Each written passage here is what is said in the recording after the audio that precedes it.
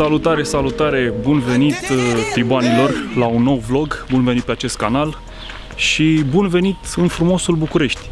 Vlogul de astăzi începe nu prea bine, din cauza că s-au prins niște martori în bord, EPC-ul și check engine light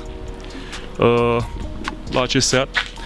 Am tras gen la umbră, sunt 50 de grade afară. EPC și check engine light sunt... sper să nu fie foarte grav. Haideți să vă arăt și vouă. Ok. Astea oricum stau mereu aprinse. Benzina, n-avem benzină. Asta e viața. S-au cliruit. Nu se poate așa ceva. Nu se poate așa ceva. S-au cliruit. Stați aici, nu plecați. Nu plecați pentru că nu e chiar așa. Din cauza că dacă a apărut odată, asta nu înseamnă că i-am dat un restart și problema nu mai este. Pe 9/9/2018 2018 avem ITP-ul de făcut. Deci mașina trebuie să fie în stare optimă într-o lună. Ok, hai să vedem care-i treaba de fapt. EPC-ul ăla nu apare așa de prost. EPC-ul înseamnă Electronic Power Control și indică de obicei o problemă la sistemul electric. Cum o să vedem? Mai întâi băbește și apoi o să verificăm și siguranțele. Dar băbește să vedem exact ce se întâmplă. Vreau să testez sistemul de frânare, să văd dacă se aprind stopurile, ok?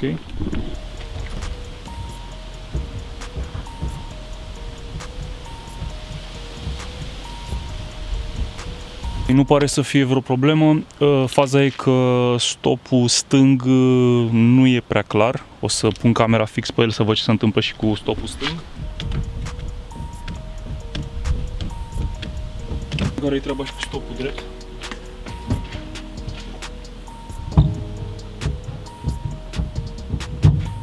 Deci după cum ați văzut, este o problemă cu becul de la stopul stâng. În rest totul e ok. E bine că s-au cliruit martorii. S-au stins martorii. O să verific totuși și siguranțele. Să văd care-i treaba pe acolo. Dacă totul e în regulă, vedem cum facem, schimbăm becul.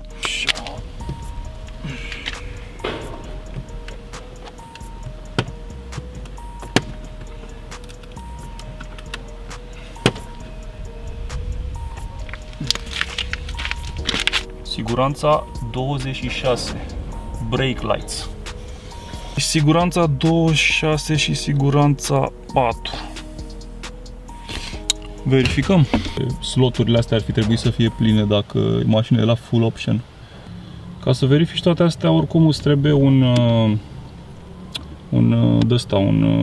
cum zicem, aparat de măsură. Iar eu nu am așa ceva, nu am nici trusă, nu am nimic. În orice caz, siguranțele astea din colț erau ceva mai scoase și le-am pus cum trebuie acolo. Și o să mai încercăm acum să vedem care-i treaba și eventual să caut un bec.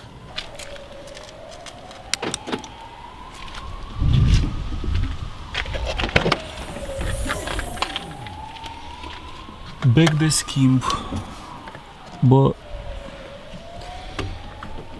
eu nu cred că se schimbă pe aici. Mi-e greu să cred. O să am nevoie de trusă de scule. Dar nu cred că o să facem asta acum pentru că nu am trusă. Și nu se poate schimba așa oricum. Trebuie de șurubat băiatul ăsta și schimba becul. Dar becuri cred că încă mai sunt pe aici. Sau cel puțin așa ar trebui.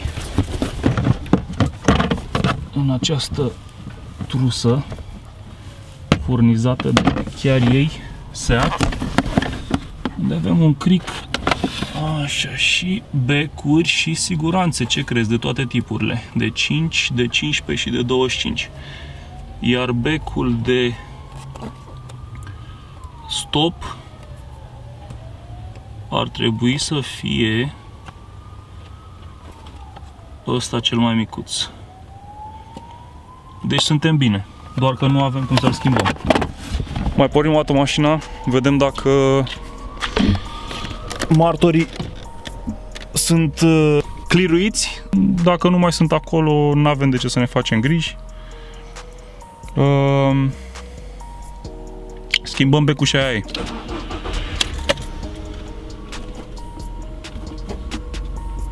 Băieții nu mai sunt acolo. Mă simt bine. E bine, bine, e foarte bine. Mișto garaj. Nu o să vă arăt pe aici că e foarte rezidențial, să zic așa, și poate apare pe undeva ceva și nu le convine. E boy! Totul în regulă. Mă super bucur că au dispărut martorii. Da, așa face mașina asta. Să mai aprinde cât un dăla, să mai stinge. Na, cum e? 2007 e mașina, deci e de așteptat. Să se mai aprindă câte ceva, să se mai stingă. Ideea e că nu dezamăgește niciodată. Asta e cel mai important. N-a dezamăgit niciodată. Și s-a încins săraca până în munți, s-a încins. Nu o problemă. Acum trebuie făcută revizia la ea, schimb de ulei, filtru. Ulei mai are cam 60%, să zic. S-a mai mâncat din el. Și urmează și ITP-ul în septembrie, deci trebuie pusă la punct. Hai că pe asta am rezolvat-o. Și acum să vedem ce face și Miniu. Că de câteva zile cere service și ăsta. Service cere gen schimb de ulei și astea, a făcut și el vreo 13.000 de kilometri, cred că. Are 13.000 de kilometri în momentul ăsta. Așa.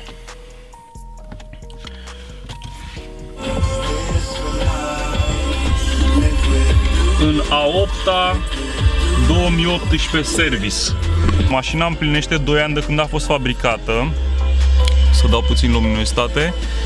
2 ani de când a fost fabricată, dar are doar 1 an jumate de când circulă pe străzi. Nu știu exact când trebuie făcut și la asta ITP-ul, dar verificăm și la asta. Deci 9/12/2018. Trebuie doar să-i facem revizia, schimb de ulei, filtre și să tragă ea de roți, să vadă care-i treaba, dacă are în joc ceva. Mașina oricum e impecabilă, pot să zic, pentru că merg cu ea foarte, foarte frumos, n-am nicio problemă. Nu trag de ea, nu o mor, nu mai bătrânește așa, gen mă duc cu ea la muncă. Și cam atât. Și în vacanțe ce o mai iau. Mașina se comportă exemplar, îmi place mega mult. Dacă vreți să vedeți un video despre ea, uitați-vă pe canalul meu, dați la videouri și vedeți ce am mai postat pe acolo.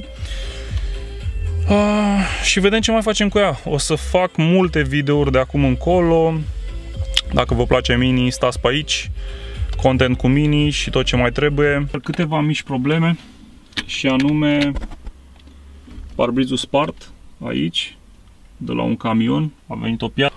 Mai are o julitură mică, să zic așa, mică, mare, cum vreți voi să-i spuneți. Aici am intrat într-un boschete care ascunde o piatră. Iar aici, la fel, chestia asta foarte micuță. Sper să o rezolv cu un touch-up paint. Trebuie să le fac o vizită celor de la Bavaria să vedem dacă găsesc un touch-up paint la ei. Niște vopsea neagră de la un Q7, am dat cu spatele în el. Și din cauza că, în timp ce dădeam cu spatele, deja voiam să mă angajez să bag treapta întâi ca să dau cu fața, Chestia asta a făcut ca senzorul de parcare să nu mai funcționeze și eu mă bazez destul de tare pe senzorii aia când dau cu spatele. Faza e că n-au mai piuit și am intrat în Q7. Bum. Cam asta a fost vlogul de astăzi. Credeam că remediem și o problemă, însă nu se poate pentru că nu avem trusele necesare. Urmează să facem ITP-uri, revizii. Dacă vă place contentul cu mașini, considerați să dați un subscribe și să-mi spuneți și mie ce probleme ați mai avut la mașinile voastre, ce mașini aveți și cu ce vă confruntați, ce probleme vă confruntați. Și ne vedem pe aici și discutăm despre orice. Mașinile sunt cele mai frumoase lucruri, nu? Ciao!